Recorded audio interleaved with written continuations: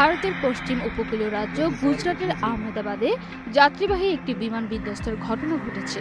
দেশটির বেসরকারি বিমান সংস্থা এয়ার ইন্ডিয়ার ওই বিমানেও অন্তত 242 জন যাত্রী ছিলেন।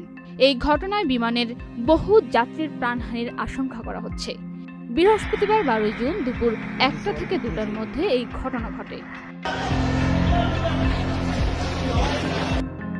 এনডিটিভির প্রতিবেদনে বলা হয়েছে, আহমেদাবাদ বিমানবন্দর থেকে 242 আরোহীকে নিয়ে এয়ার ইন্ডিয়ার ওই বিমান যুক্তরাজ্যের বার্মিংহাম শহরের উদ্দেশ্যে যাত্রা শুরু করেছিল।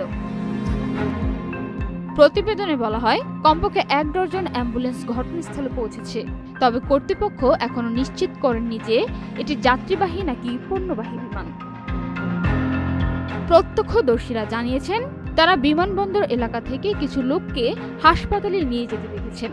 তবে বিমান বিধ্বস্তের এই ঘটনায় ঠিক কতজন যাত্রীর প্রাণহানি ঘটেছে সেই বিষয়ে সুনির্দিষ্ট কোনো তথ্য এখনো জানা যায়নি।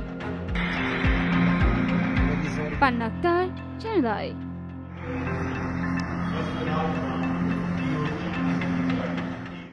বান্ডেল থাকলে প্রতি সেনমানিতে টাকা বাঁচবে। বিকাশ সেনমানি বান্ডেল কিনে জিতুন প্রতি লেনদেনে। শুরু হয়েছে Standard Chartered Channel i agro অ্যাওয়ার্ডের 10ম আয়োজনের মনোনয়ন গ্রহণ। এবার নতুন ক্যাটাগরি বছরের সেরা ছাদ কৃষক সহ মোট 13টি ক্যাটাগরিতে পুরস্কার প্রদান করা হবে। মনোনয়ন গ্রহণ চলবে আগামী 15 জুলাই 2025 তারিখ পর্যন্ত। বিস্তারিত জানতে ভিজিট করুন www.agroaward.com এবং ফোন করুন 018737000556 এই নম্বরে।